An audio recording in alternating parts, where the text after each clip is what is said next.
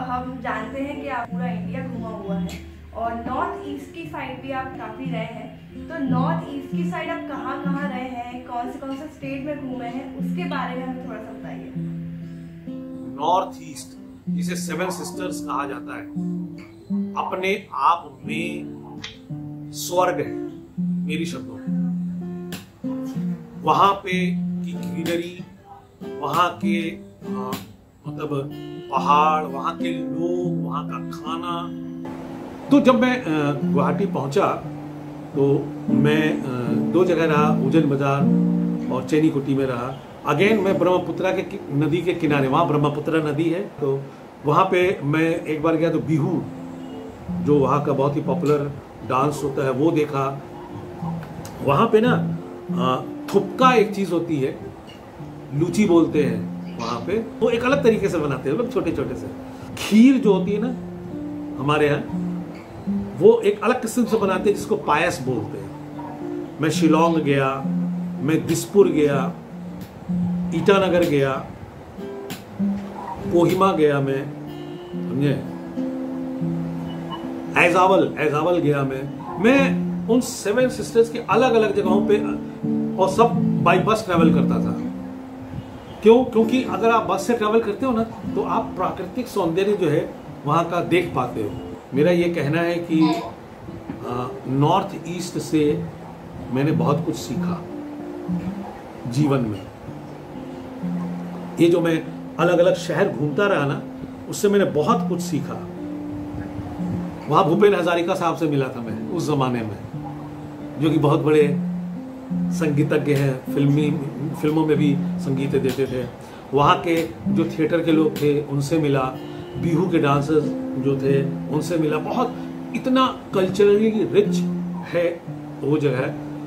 मैं थोड़े समय के लिए बाकी जगहों पे जा पाया, लेकिन जर्नी के दौरान मैं बहुत ही मतलब मुझे बड़ी खुशी हुई देख करके। और मैं सबसे ये कहूँगा तुम्हारे इस ट्रैवल ब्लॉग के माध्यम से कि प्लीज़, अब तो सरकार ने काफ़ी डेवलपमेंट्स वहाँ कर दिए हैं, रोड्स भी अच्छी हो गई हैं, आप जा सकते हैं और आप आनंद ले सकते हैं पूरे नॉर्थ ईस्ट का। अंकल की मम्मी भी रहती थी वहाँ भी हम जाया करते थे। अंकल की एक छोटी सी बेटी थी, उसका नाम है ऋतुपर्णा गोस्वामी पांडे, अब शादी हो गई है उसकी, जिसका निक नेम है मैना। तो मैना छोटी सी थी, वो मेरे ख्याल से फर्स्ट स्टैंडर्ड वगैरह में पढ़ती रहती होगी, फर्स्ट या सेकंड स्टैंडर्ड में। जल्दी से स्कूल से आ जाती थी, फ्री हो जाती थी। तो मैं उसके साथ बहुत ही अच्छा मेरा समय बीतता था, हम लोग खूब खेलते थे। वो मुझे भैया की जगह भूइया बुलाती थी। तो जैसे सर आपकी बातों में ऋतुपर्णा जी का बहुत बार उनका नाम आया है, तो हमने उनकी तरफ से भी एक मैसेज रिकॉर्ड किया है आपके लिए, तो चलिए उस मैसेज को सुनते हैं। Namaste.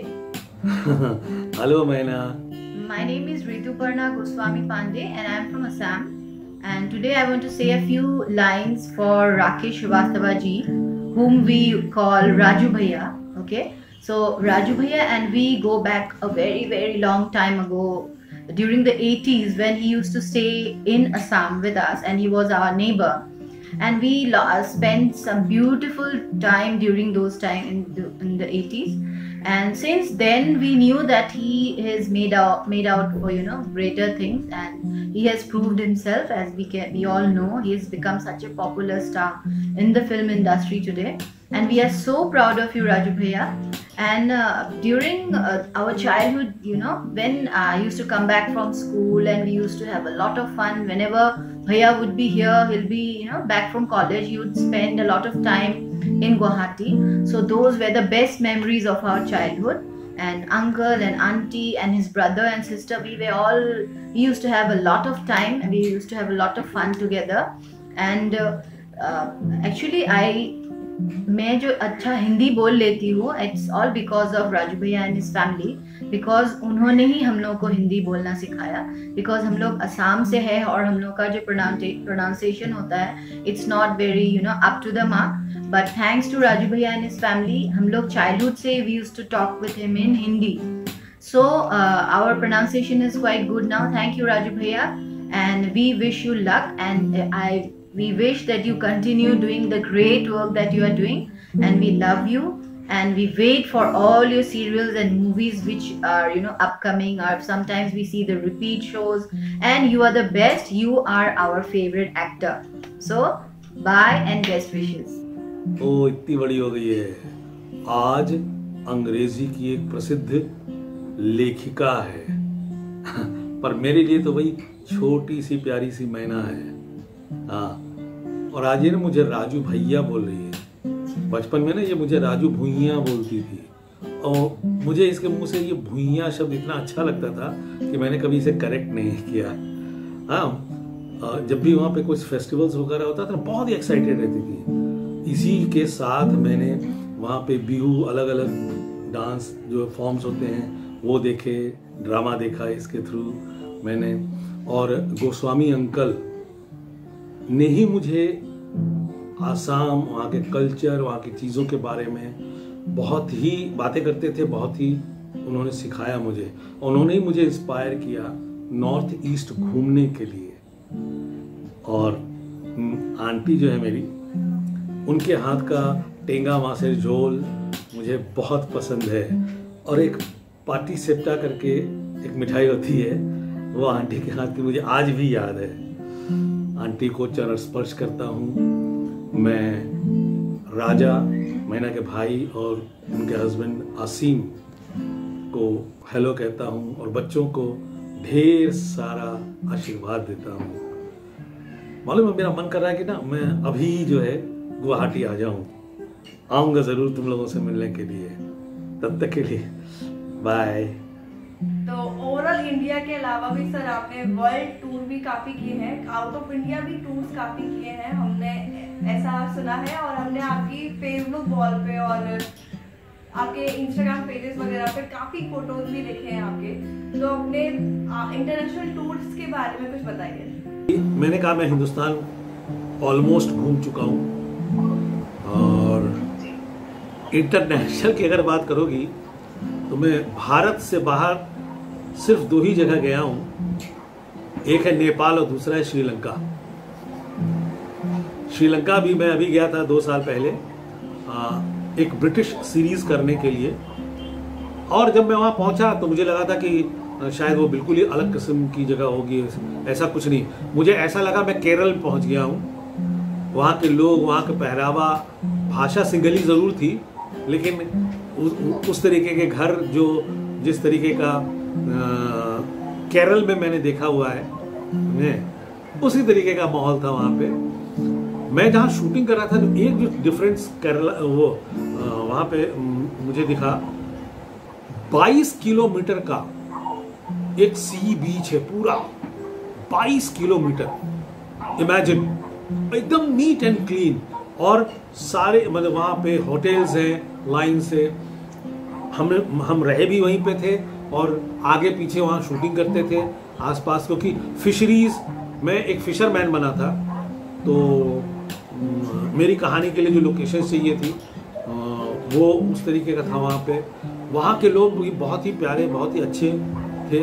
और एक बड़ी मज़ेदार बात बताऊँ, मुझे भाषा तो आती नहीं थी, तो टीवी देखने के समय शाम को एक दिन आ गया, खुला पोस्टर दिखा मुझे एक मेरे एक शो का, जो हिंदी में होता है, करता था मैं डेली शो, उसका एक पोस्टर सिंगली में मुझे मिला जिसमें हम ही लोग दिख रहे थे।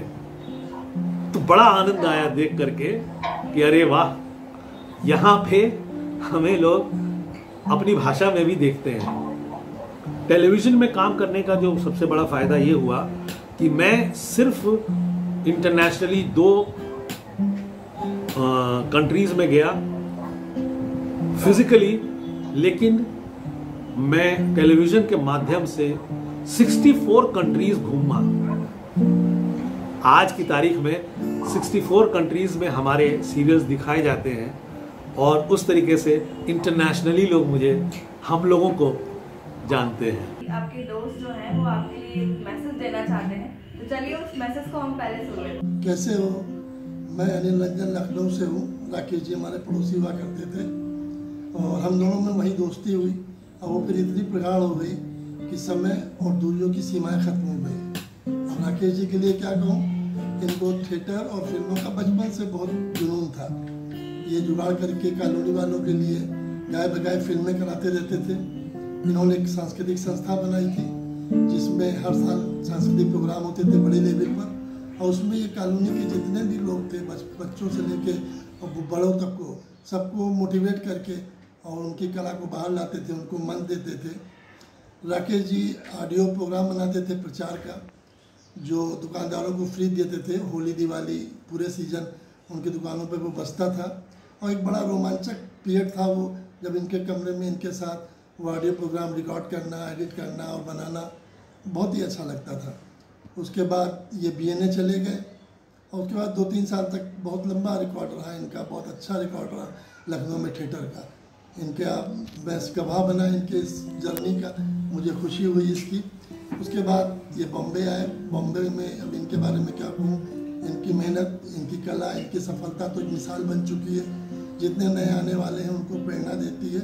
इनकी एक अच्छाई है कि ये डाउन टू अर्थ रहते हैं और अपने सभी साथी कलाकारों को, विशेषकर नए कलाकारों को मोटिवेट करके इतना सहज कर देते हैं कि वो अपना 100% दे पाते हैं।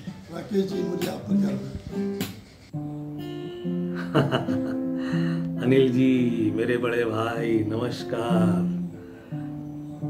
मेरे युवावस्था के और लखनऊ में बीते हर पहलू के सहभागी हैं।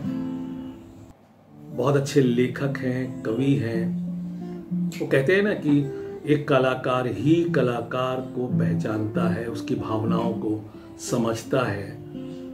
अनिल जी मेरे प्रेरणा स्रोत रहे हैं और तब से लेकर के आज तक हमेशा हमें प्रोत्साहित करते रहते हैं, जिसके लिए मैं उन्हें कोटि कोटि नमन करता हूँ। बस ऐसे ही अपना आशीर्वाद मुझे देते रहें, मुझे प्रोत्साहित करते रहें। Thank you very much sir, हमें आपसे बात करके बहुत अच्छा लगा और काफ़ी मज़ा आया। काफ़ी चीज़ें जानने को मिली, नई आपसे इंफॉर्मेशन मिली और काफ़ी एक्सपीरियंस आपके सुन करके काफ़ी मज़ा आया। तो थैंक यू वेरी मच हमें अपना कीमती समय देने के लिए और हमारे लिए समय निकालने के लिए। और आप कुछ कहना चाहेंगे अपने फैंस के लिए? दोस्तों, हमारे देश में कहावत है 10 कोस पे पानी और 20 कोस पे बानी।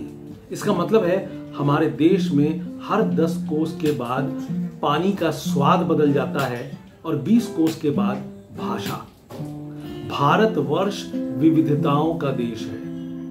विभिन्न संस्कृति, पहरावा, खान पान, रहन सहन, भाषा, दार्शनिक और रमणीय स्थल है हमारे देश में। घूम ले गुरु के माध्यम से मैं आप सब से ये अनुरोध करता हूं कि जीवन में कम से कम एक बार अपने पूरे परिवार के साथ भारत दर्शन अवश्य करें।